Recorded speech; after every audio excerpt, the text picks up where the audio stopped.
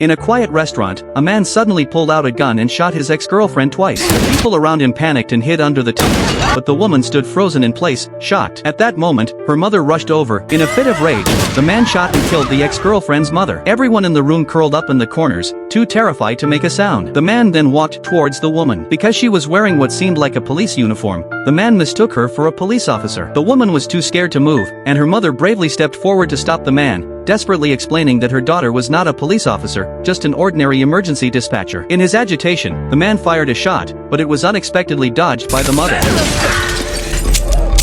The man then drew a knife from his waist. The woman couldn't believe her mother had such strength.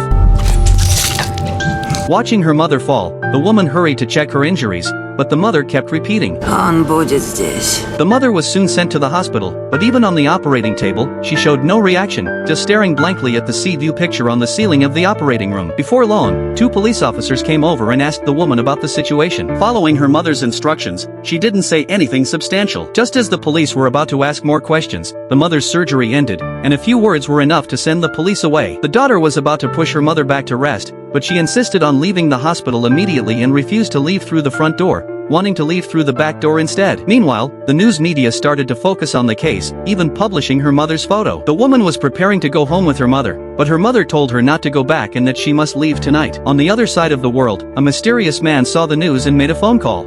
У нас проблема.